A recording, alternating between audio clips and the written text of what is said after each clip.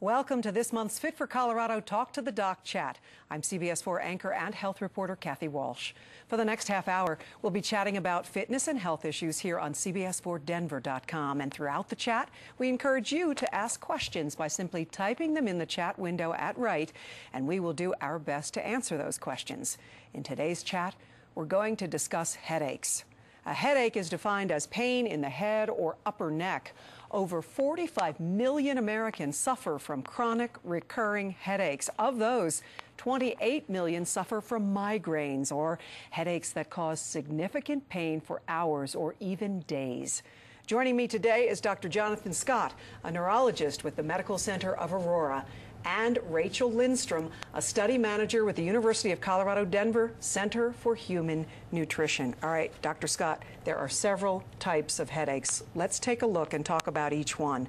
First of all, tension, also called chronic daily headaches. My understanding is the most common, mild to moderate pain, muscle contraction type headaches. Fill us in. Well, exactly. Tension type headaches are probably the most common type of headache, and they occur in a large percentage of the population. You alluded to some of the figures there, and we see that a lot of patients have headaches. Tension headaches are very commonly a muscular origin headache, very commonly induced by stressful situations and when the muscles contract and things like that.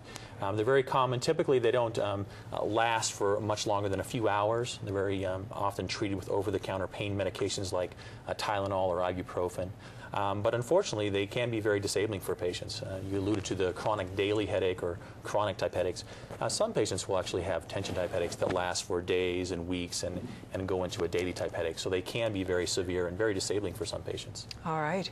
Sinus headaches. That's the other one that I have heard about, and I hear people comment about all the time, especially people who are prone to sinus infections.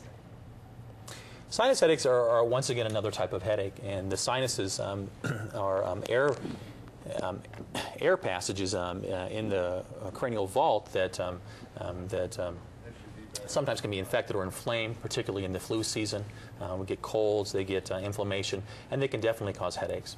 Oftentimes we'll have patients that will know that they're going to get a headache when the weather changes. And it's thought that changes in the barometric pressure can sometimes cause headaches to come on or to get worse and things like that. So sinus headaches are also a very common cause of headaches as well. Okay, cluster headaches. This one, my understanding, is the least common, can possibly be the most severe? Well, that's a good point. They are very uncommon. Typically about 1 in 1,000 people get a cluster type headache. They're called cluster because they come in clusters. So patients will have them every day or on a daily basis for a few days or a few weeks in a row. They come on very suddenly. They're very sharp. Typically they involve one side of the brain. They can be associated with some tearing of the eye or the stuffiness of the nose or some drainage. And they typically last about an hour, 30 to 60 minutes, and then go away. So they come in clusters. They're very severe. And the good news is they typically come for short periods of time and they go away. So for a short period of time, you can't function, though, with one of those, huh? Well, that's exactly right, and it's not all that uncommon that we see these cluster headaches in the emergency department because they come on very suddenly, they come on very severely, and the pain can be very debilitating. The good news is it's typically short-lived. All right. Migraines, a little different story. That's the fourth one. That's the one you hear so much about. Pain, moderate to severe, pounding, throbbing, can last 4 hours to 3 days. I've actually had friends say, leave me alone, and you know, through the whole weekend, they can do nothing. Well, that's exactly right. Migraines, they are much more common than the cluster type headaches. They affect a large percentage of patients. About 6% of men and up to 18% of women will have migraine headaches. Typically, they are associated with those symptoms that you mentioned. Oftentimes, they're unilateral, meaning on one side of the head. They're pounding, they're pulsating.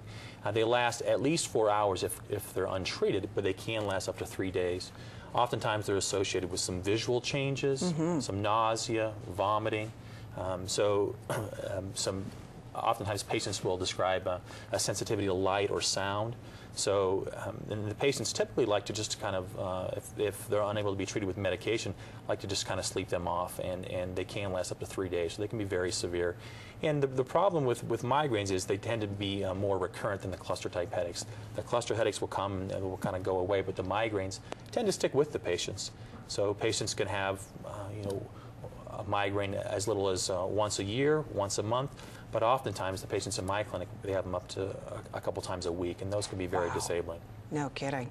Rachel, when we talk headaches, where does nutrition come in? So I think nutrition, exercise, and general healthy lifestyle is really helpful, especially with tension-type headaches. Eating the right things and taking care of yourself in that you're eating normal periods throughout the day. So trying to get breakfast, lunch, and dinner will help, especially with headaches that are associated more with fluctuations in blood sugar levels and things like that. And exercise helps more with the tension-type headaches and relieving some of that stress and tension that can build up. So it seems like you have to be aware of what may bring it on. Like if you know you haven't eaten in 5 hours and you start to feel it coming on, can you eat something and it could prevent a headache?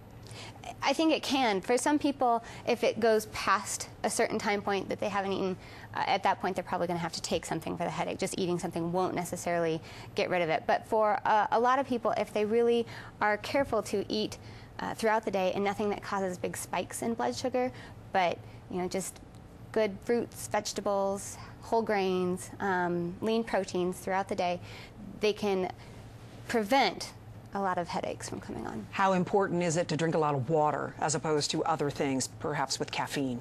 I think that's a great question. In fact, I brought my water bottle. This is 32 ounces. And actually, people are supposed to be drinking 8 to 12, 6 to 8 ounce glasses a day. That's 2 of these per day. And a lot of people say, oh, that's a lot of water. But that's what we need to be replacing, especially in a climate like Colorado where we do have such a dry climate, and with the higher altitude,